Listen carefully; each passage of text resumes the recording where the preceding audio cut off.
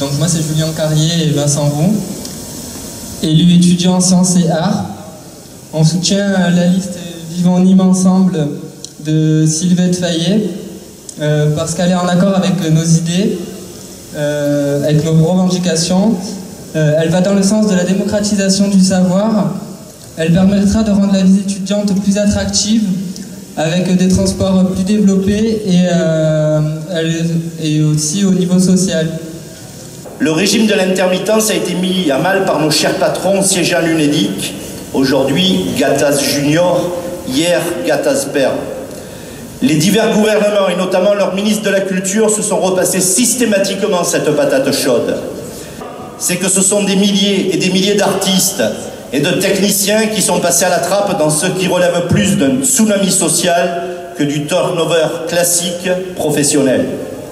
Aujourd'hui, le soutien à Sylvette, il s'exprime complètement à travers nos revendications, à travers notre démarche au quotidien. Parce qu'ils sont en train de remettre en cause ce qui avait été acquis il y a plus de 70 ans.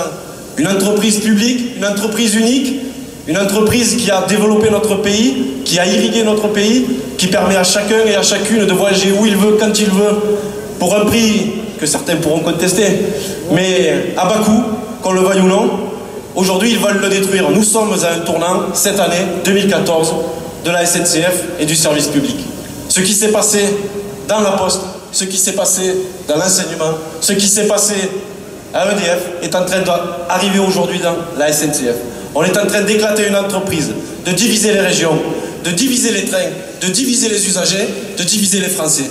C'est pour ça qu'aujourd'hui, la CGT, les cheminots, avec Sylvette, vivons Nîmes ensemble, restons ensemble. Merci. Merci.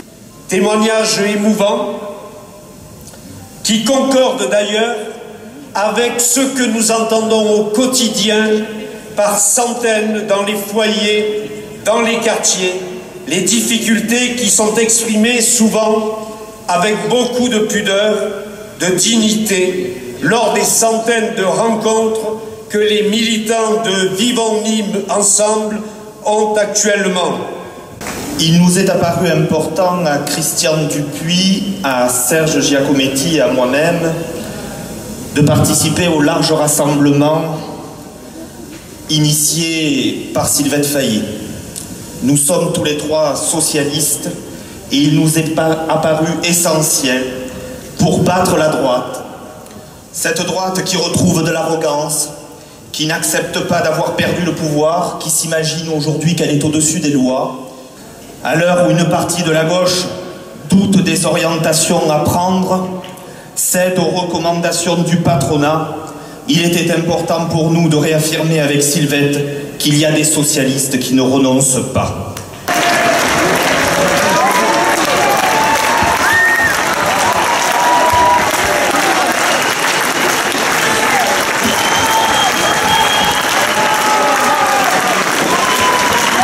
Hier, Jean-Vincent Placé, dans le Midi Libre, a confirmé que le logo c'était pour cette liste, pas pour l'autre liste. C'est tout Europe Écologie Les Verts qui est ici. Pour les écologistes, les élections municipales sont très importantes. Fidèle à la maxime « Pensée globale, agir local », cette élection est le moment et le lieu où l'on peut sortir collectivement de la résignation et de l'impuissance du politique. La ville doit être repensée. Elle doit reprendre le contrôle, comme Sylvette l'a dit, de la gestion de l'eau. Mais pas uniquement de l'eau, il fallait au-delà, de l'énergie, des transports. Et il fallait aussi, sur les aspects, donc il n'y a pas que les biens communs, il faut aussi relocaliser la production, il faut aider à la relocalisation de la production. Pas uniquement pour des raisons d'emploi, mais pour des raisons écologiques. Je regrette de ne pas pouvoir être parmi vous ce soir. Sachez que je suis pleinement engagée à vos côtés dans la bataille qui vient. Malgré la distance, je suis heureuse de pouvoir apporter mon soutien plein et entier à l'équipe de Vivons Nîmes Ensemble, menée par Sylvette Fayet. Pour remettre Nîmes dans le sens de la marche, dans le sens de la justice sociale, dans le sens de l'humain d'abord, comme nous l'avons dit et clamé pendant des mois en 2012. pour que cette ville, qui a été longtemps dirigée par un maire communiste, qui a été longtemps dirigée par Alain Clary, que nous avons entendu tout à l'heure, et qui préside le comité de soutien, pour que cette ville retrouve ses valeurs de solidarité et une équipe attachée à défendre ses valeurs.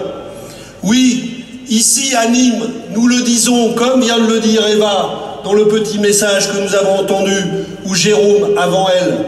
Oui, ici, c'est avec la liste conduite par Sylvette Fayet qu'il y a une chance de faire gagner la gauche à Nîmes.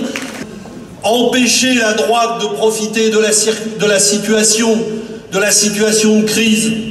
Empêcher cette droite de travailler à sa revanche politique, comme elle le fait sans discontinuer depuis le lendemain des élections présidentielles. Faire barrage à l'extrême droite, qui tente elle aussi d'exploiter cette situation pour faire prospérer des idées de haine, de division et d'obscurantisme. Et puis remettre la gauche sur ses rails, cette gauche que le gouvernement a abandonnée en tournant le dos avec sa politique d'austérité et de dumping social aux espoirs que les millions de Français avaient mis dans la victoire de 2012. Eh bien, dans le programme de l'UMP qui a été adopté au mois de janvier, eh bien, c'est 130 milliards de coupes budgétaires qui sont envisagées dans ce programme. Autrement dit, le programme de la droite, c'est la fin pure et simple de tous les grands services publics nationaux. Pas leur amputation, 130 milliards d'euros de dépenses publiques en moins, c'est la fin pure et simple de tous les services publics. C'est la privatisation généralisée. Mais évidemment, pour relever ces deux défis, battre la droite, faire barrage à l'extrême droite, pour les relever, il faut une gauche du courage, une gauche qui ne renonce pas à ses valeurs, une gauche qui ne renonce pas à affronter la finance, une gauche qui croit au service public et qui ne se convertit pas aux dogmes de l'austérité qui font tant de mal dans toute l'Europe. Il faut une gauche qui croit à la création de richesses, qui croit au monde du travail, qui croit au partage de ces richesses, qui croit à la mutation des systèmes productifs, en faisant le pari de l'intelligence créative des salariés du monde du travail, des ouvriers, des employés, des ingénieurs.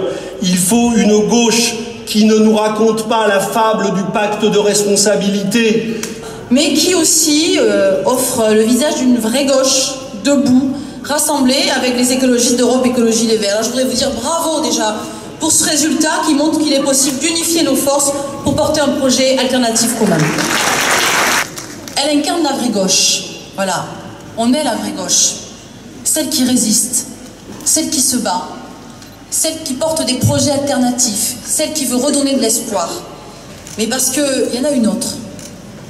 J'ai du mal à dire la gauche d'ailleurs. C'est celle qui est au pouvoir et c'est celle qui nous gouverne. Et pourtant, elle est officiellement aux commandes du pays depuis mai 2012. Pour des millions de gens, Jérôme l'a dit, en mai 2012, et Sylvette l'a dit aussi, en votant pour François Hollande, ils et elles ont cru que le changement était à l'ordre du jour. Parce qu'ils ne voulaient plus de la politique, parce qu'on ne voulait plus de la politique de Nicolas Sarkozy. Et non, rien n'a changé. Il s'agissait d'aller demander au peuple un mandat qui fut clair et certain. D'autant plus clair et certain que celui qui se présentait, en l'occurrence j'étais votre tête de liste, venait de quitter le Parti socialiste. Il en était sénateur sur une liste de gauche et avait fait le choix de venir ici, arracher un siège que nous n'avions pas, et à partir de là recevoir mandat du peuple lui-même que le front de gauche était né sur les fonds baptismaux les plus significatifs à nos yeux, le peuple. Parce qu'il y a tant de notes à payer et qu'on ne sait comment faire, et que chaque fois qu'on apprend des nouvelles, elles sont mauvaises. Le président de la République a dit qu'il fallait du courage. On ne sait pas à qui il adressait ce message. Parce qu'il augmentait la TVA et le taux intermédiaire vous fait cotiser tous autant que vous êtes pour 10 milliards à la caisse du grand patronat et du MEDEF. Je dis bien du grand patronat parce que je commence à être fatigué d'entendre parler du patronat en général, comme hier on parlait de la paysannerie en général, mettant un signe égal entre le malheureux qui s'échine à la tâche est le tout-puissant seigneur qui plante et récolte les subventions européennes. Où ce n'est pas un travail d'étiquette politique, c'est un travail de rassemblement du peuple français et de tous ceux qui vivent dans ce pays pour dessiner un autre futur. C'est une ambition bien plus large que l'ambition partidaire. C'est une ambition bien plus large que même celle qui concerne une ville. Je suis venu à Nîmes parce qu'à Nîmes, il se joue un des moments essentiels de cette construction politique. Voilà une ville où nous pouvons faire la démonstration qu'étant unis, le front de gauche, indépendamment de tous les autres, est allié avec Europe Écologie Les Verts et un certain nombre de représentants de forces sociales et civiques. Mais je veux retenir et enfoncer le clou avec Europe Écologie Les Verts, avec des socialistes qui quittent la barque pourrie sur laquelle on veut les embarquer. Notre ambition commune s'articule autour de 3 objectifs. Battre la municipalité sortante de droite et tenir en échec le Front National dont les projets conduisent à l'aggravation des tensions et de la crise. Nous voulons construire une ville solidaire et écologique. Nous voulons lutter contre les politiques d'austérité qui font le malheur des gens et nous luttons contre ces politiques. La desserte en transport en commun est insuffisante pour assurer les besoins de la population. Réalisé à grands frais, le bus articulé qu'il nomme Trambus ne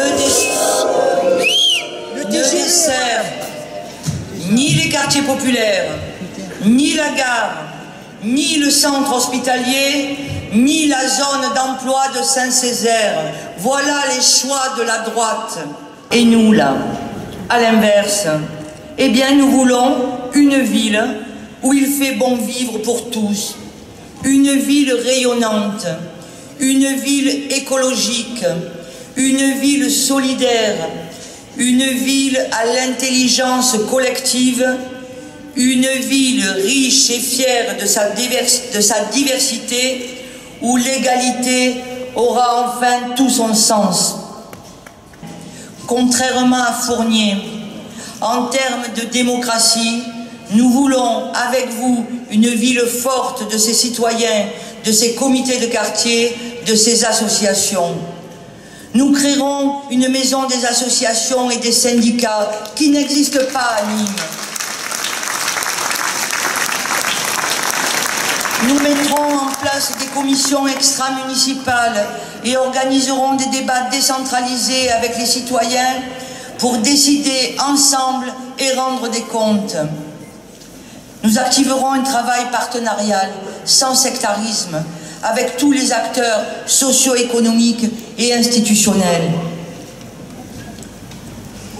Enfin, il faut de l'audace dans cette ville pour une économie qui développe l'emploi, évaluer les services publics délégués en vue de retour en régie, en commençant tout de suite par l'eau afin de baisser le prix du mètre cube.